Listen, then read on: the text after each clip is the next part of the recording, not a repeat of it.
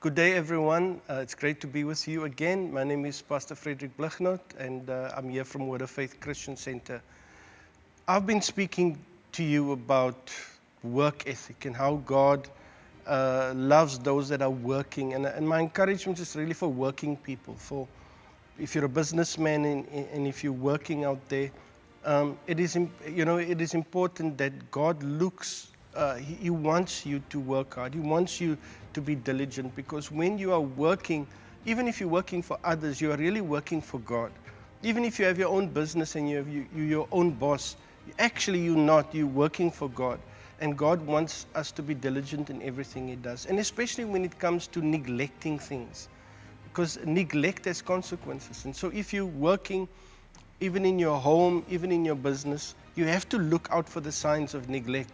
There's a principle, they call it the broken window principle. In other words, if you walk past the house and the window is broken in the house, and that window stays broken, after a while, you'll see the people living in the house will neglect that broken window, and that broken window will become the norm after a while. In other words, if they don't fix it immediately, it becomes the norm. And so that is how suburbs and cities degrade, because when you see dirt, or when you see something broken and they don't fix it, it sort of becomes the norm of broken things. And so that's our fight normally with our cities. So if you see, especially in and around your house. Now, Proverbs 24 from verse 34 says this. It says, I passed by the field of a sluggard, by the vineyard of a man lacking sense.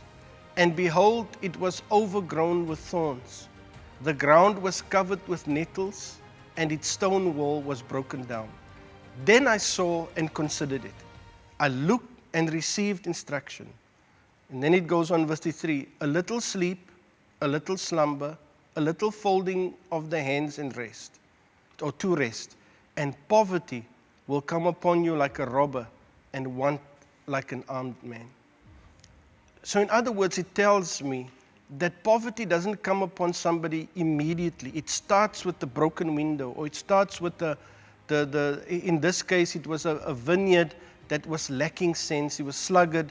He allowed the thorns to come into his vineyard. He allowed his ground to be covered with nettles. He allowed his stone wall to be broken.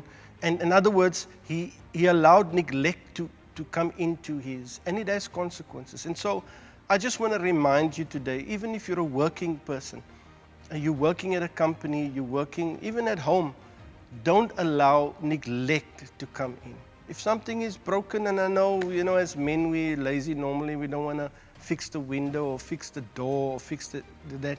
But once we get into ourselves, to make sure that one broken door doesn't become a norm in our house. If the door is broken, we need to fix it so that it doesn't settle in and we are happy with a broken gate or a broken norm. So I know sometimes it's difficult to do that, but neglect has consequences. And that's how, even if we neglect in our own lives, we mustn't allow sin into our lives, because it will become the norm in our lives. And so neglect deteriorates. Stewardship demands that you pay attention to everything you do. So let us pray. Father, in the precious name of Jesus, help me not to allow neglect to settle into my heart, and neglect to settle into my home, and especially into my spiritual life. I don't want it to be the norm in my life.